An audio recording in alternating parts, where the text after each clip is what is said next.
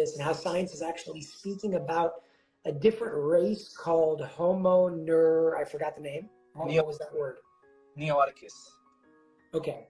Where can you like give us an understanding? I found it to be very, very interesting in just that big picture of the multiverse in general and how you understand it and now how you're teaching it. So you start wherever you want, but I just think it's an amazing topic.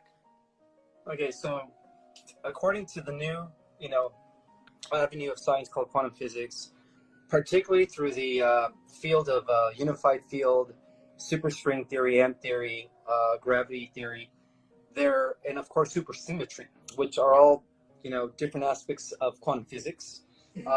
Scientists in the last 10 years have discovered that not only are we part of one universe, but that we are actually part of a multiverse, that there's other universes. And the way they describe it is as bubbles. Like there's different bubbles. Each universe is like a bubble. And they're all coexisting at the same time, and they're all moving away from each other. And one of the ways that they were able to derive in understanding that concept that we are part of a multiverse is the fact that they discovered that at the quantum level of reality, or what they called through a phenomenon known as quantum fluctuations, that the events that we call the Big Bang, that pretty much initiated the beginning of our universe, is an event that is a continuous process. So in other words, creation is infinite. Creation is not something that just took place in the past. It's not, you know what I mean? It's something that is actually ongoing. And then the second thing that they did is through a phenomenon known as cosmic inflation, they realized that not only are the universes expanding away from each other, but that they also are born from somewhat of a motherverse. So the term that they use to discuss that is meta, and that has nothing to do with Zuckerberg's metaverse, virtual reality. That's something different. So they said that this realm that they call the motherverse is a realm that is eternal, without beginning or end. It is something that has always existed. And that is the reason why all these universes are being born, because of that eternal. Yeah. And so that's how I was able to discover that we are part of multiverse. I mean, I knew this 10 years ago when, they were barely kind of exploring the concept. And of course, conventional scientists still don't want to accept it. They still want to make everyone believe that we are part of just one universe, one realm, and one world. So that is currently being overthrown as I speak, because through their laser interferometry satellite antenna, codenamed LISA, they are actually bringing forth evidence that there are other universes. So when this evidence comes to light to the general public, you realize the entire conventional physics is going to reorganize. It's going to have to rearrange itself based on the new discoveries. And a lot of it has to do with discovering that we are part of 11 dimensions, but that is just based on the understanding of piercing into the galactic spheres and only perceiving what is known as the 4%. And of course, 6%, they call it dark matter and dark energy. And so this is where my work comes in explaining that there are colonies, that there are life forms in the so-called dark matter and dark energy. It's just reality vibrating at higher frequencies beyond the perceptible or what their scientific instruments can measure. 100%. They used to call that empty space, by the way, and we found out that it's not so empty. It's actually full of infinity, if anything. And, even when people speak about 10 dimensions, 11 dimensions, 12 dimensions, because of our language, I think that sounds limited in a way, but each dimension in and of itself, minus the parameters and limitations of language, to my knowledge, is limitless in and of itself. Almost like if I took this pen right here, this pen has a beginning and an end that we perceive. But if I told you, cut this pen in half to a point where the pen will no longer exist, you can't do that. There will always be something to continue cutting in half and half and half and half. And in that way, this pen is actually infinite, even though we perceive it as having a beginning and an end. So there's a question I want to ask you in the preface before regarding the multiverse as well, because one of the biggest things I speak about, I like to call it the terminology crisis. I think we're all saying the same thing in a different way. And that's the limitation of what causes us to feel like we're divided and separated, because it sounds like we're saying two completely different things. And a perfect example of that is, okay, let's take the Big Bang and let's take creation of this world. this world as we know it today. If you go according to Kabbalah, Kabbalah is not a Jewish thing. It's the mystical side of what many refer to as Judaism, but it's beyond that. It's every religion has like a mystical side. In Islam, they have Sufism. In Judaism, they have the Kabbalah, which is much bigger than any religion in and of itself. So in the Kabbalah, it actually speaks about, and I'm no expert, by the way, this is just from a little bit that I read, a little research that I've done, and some rabbit holes that I've gone through because it interests me. And the deeper I went down, the more I started learning about what they call the light, the vessel, and the shattering of the vessel. Meaning, before we had a physical, tangible world in this world that we experience, there was a point where, because of the law of conservation, which science says energy cannot be created or destroyed, like you said, it's a continuous process. There was never an actual beginning, and there will never actually be an end. But there are like almost creations of new worlds from the energy that was always here, because it's infinite. And what Kabbalah calls the shattering of the vessel is pretty much when the spirit world penetrated into the material world. So spirit became matter. And in that way, the shattering of the vessel was this form of like an explosion of light that never ends. Now, within the continuous creation of creation, that is a point that we can say, okay, this happened, right? But before that, time didn't exist, space didn't exist. There was none of that in the world that we're living in today, like relative to what was happening before. There was no before or after. It didn't even exist.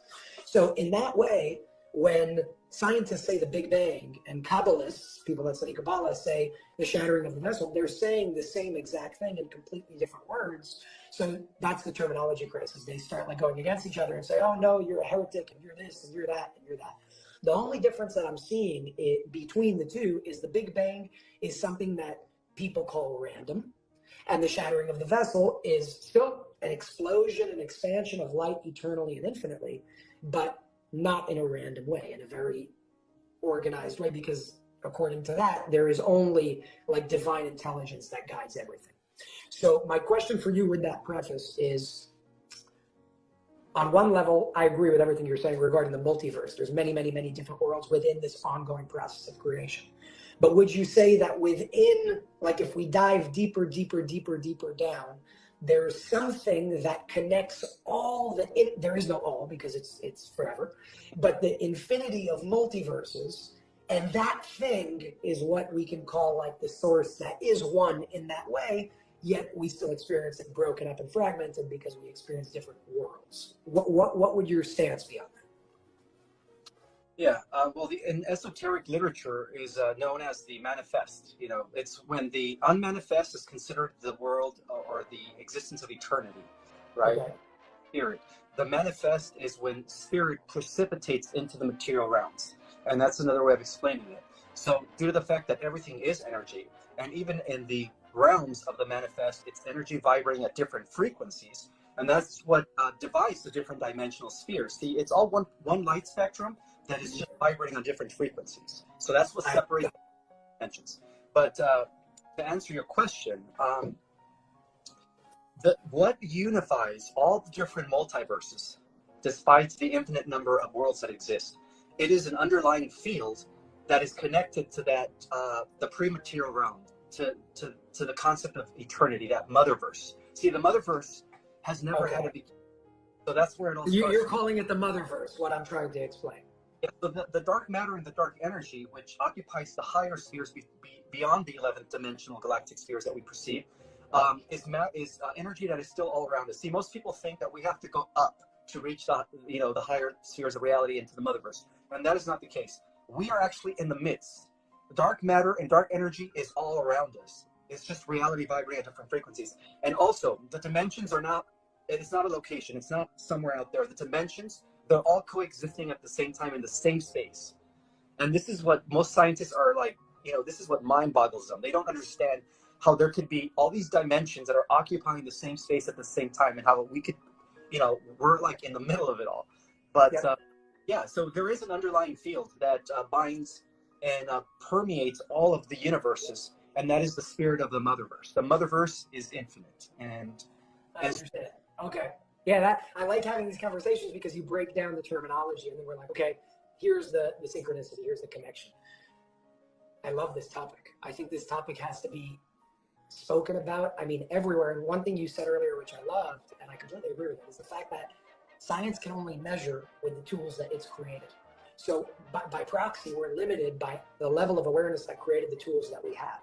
Just because we can measure something doesn't mean everything else isn't there. It just means that our tools can't necessarily measure it. So the next question for you is, how do you think we get to the point where we're no longer limited by the tools that we have right now that stop us from seeing more? Because our tools are mainly physically oriented tools today. Well, what connects us to the other dimensions, Jason, believe it or not, is our dormant DNA. The more we tap and activate our dormant DNA, the more we're going to access other realms and dimensions. Right now, we're only using 4%. Listen, this is a beautiful mathematical correlation. The only reason we're only piercing into 4% of the cosmos, right, and the other 96% is so-called missing, is because by virtue of that, we're only using 4% of our full genetic material. The moment we begin to go beyond the 4%, we're going to have access to more of the light energy spectrum. In other words, we're going to have access to higher dimensions. So cool. Dormant DNA is what connects us. So if we were to use 100% of our full genetic material, we would have access to all the dimensions. We would have access to infinity. You know what I mean? But we have increments because that's how powerful we are. So you spoke about something in the upcoming episode of Our Cosmic Origin. I want to show a trailer right now that nobody's seen before it, including you. I told you we have an amazing trailer to share, and I can't wait to share it with you. I want to show it over here first because you speak about how we're entering this new time of a new, really like type of human where supernatural abilities are going to be extremely natural and second nature to all of us. So everybody, I'm going to show you guys a trailer right now on episode 2 that's coming out on Saturday. Episode 1 is already out on Unified TV. And if you want to support Ismael and the work that he's doing, make sure to go to unified.tv/Ismael. And over there is where you'll be able to sign up and support Ismael for the work that he's doing as well. Check out this trailer. Scientists have discovered that not only are we part of one universe, but that we're part of a multi-universe system, that there are other universes out there that exist parallel to the evolution of our own universe. There's about 10 new universes that are being born each day.